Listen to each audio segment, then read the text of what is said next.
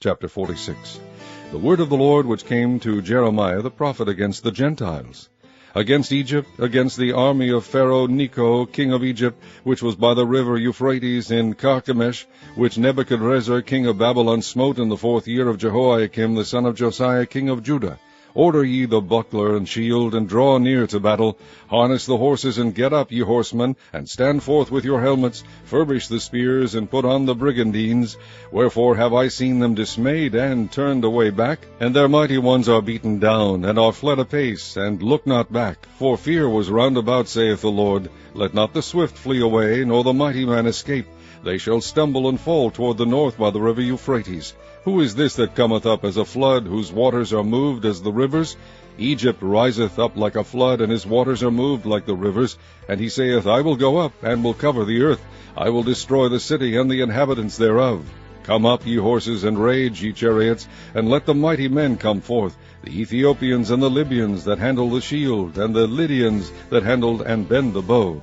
For this is the day of the Lord God of hosts, a day of vengeance, that he may avenge him of his adversaries. And the sword shall devour, and it shall be satiate and made drunk with their blood. For the Lord of hosts hath a sacrifice in the north country by the river Euphrates. Go up into Gilead, and take balm, O virgin, the daughter of Egypt. In vain shalt thou use many medicines, for thou shalt not be cured.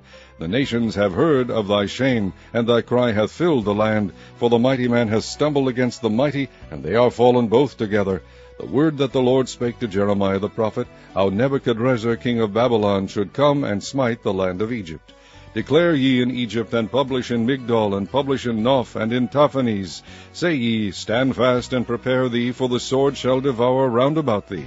Why are thy valiant men swept away? They stood not, because the Lord did drive them. He made many to fall, yea, one fell upon another. And they said, Arise, and let us go again to our own people, and to the land of our nativity, from the oppressing sword.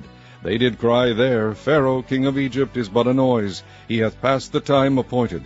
As I live, saith the King, whose name is the Lord of hosts, surely as Taboo is among the mountains, and as Carmel-by-the-Sea, so shall he come. O thou daughter dwelling in Egypt, furnish thyself to go into captivity, for Knopf shall be waste, and desolate without an inhabitant. Egypt is like a very fair heifer, but destruction cometh, it cometh out of the north.